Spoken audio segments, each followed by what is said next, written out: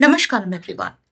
Today I'm going to share and discuss about the repercussions of the negatives of misusing Tantra. A lot of people are unaware of what exactly Tantra with a negative intention can do. Some people just take it playfully. They just pick up random mantras from the internet and they start, chanting these mantras without getting initiated, or they just want to do it because they feel that there's a certain person who is their enemy, or they have that jealousness or that competition with that particular person, and they want to get engaged or they want to engage in such sort of activities without knowing what they're actually doing to that person. The most recent case I have seen that um, some boys over the dating application, they've been using a lot of intoxications,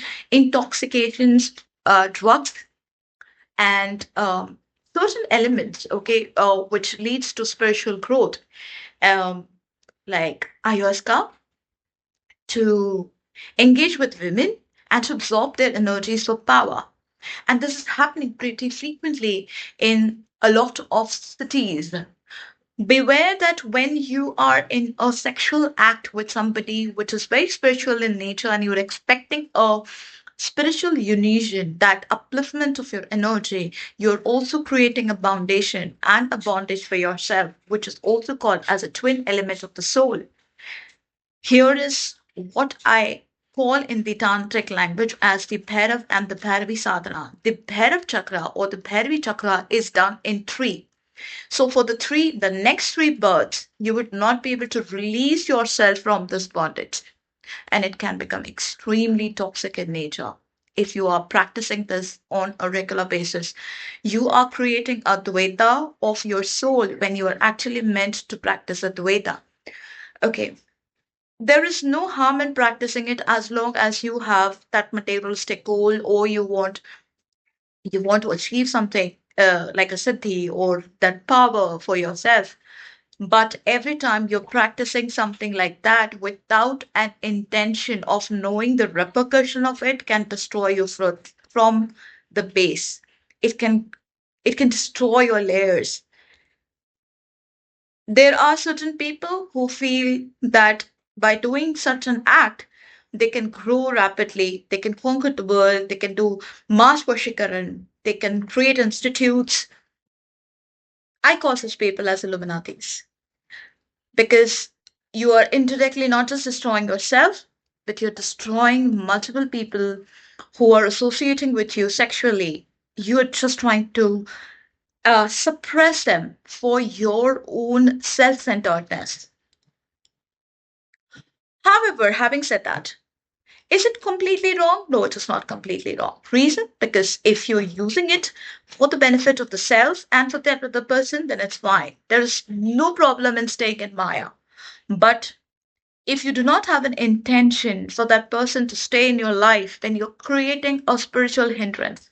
You're not just creating a spiritual hindrance for that person, but you're also creating a spiritual hindrance for yourself, because the energies remain intervened and interlocked, and they get tied up. So you also are absorbing the other person's karma.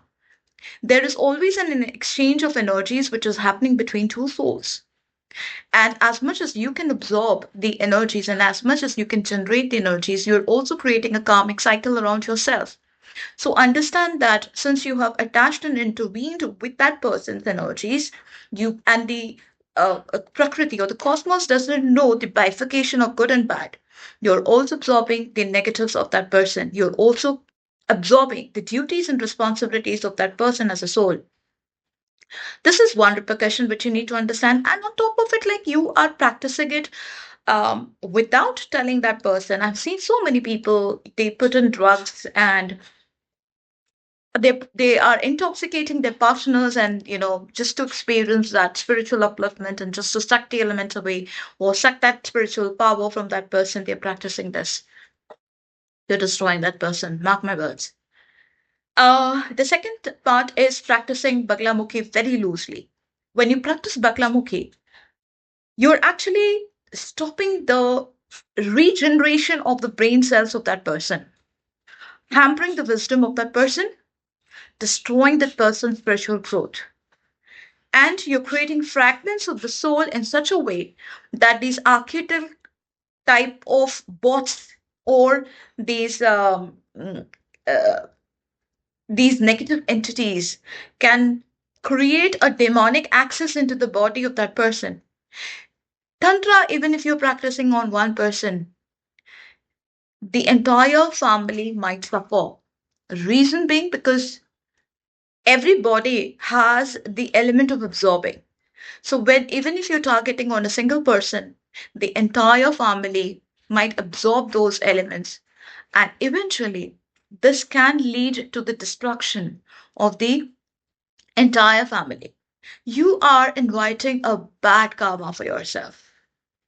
So when we see that Baglamukhi paralyzes a person, what does that mean? It basically is opening portals of destruction for that person by stopping the brain from its proper functioning. It's the brain cells stops generating newer cells. The nervous regeneration stops. The nerve cell stimulation stops, and hence the body feels suppressed. It feels as if that some sort of a demonic force is kind of suppressing the entire etheric body or the system of that person with power, like they've said in Spider-Man also. With power comes responsibility.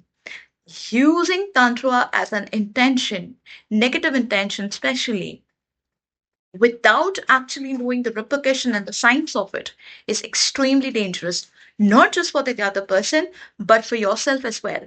Because when, if God blesses the other person and he again comes back, he regenerates, he heals, then all these energies which you've applied on that person can come back to you ninefold, not threefold, ninefold. That is like the nine avatars of Devi, of Madurga. And if that comes back to you, you cannot escape the karmic cycle. No matter how much you try to deposit your karma into somebody else, the cosmos knows the intention, and what you release into the atmosphere, into the cosmos, those intentions as thought patterns are also picked up. It is already forming a karmic cycle for you. So if the other person is not happy, you would not be at peace either. You would suffer as well. No matter how many kavachas you do, no matter how much you try to dump in the energy into somebody else, your karma will get to you at one point of time. That's it. I'll come back again with more such videos. Stay tuned. Namaskar.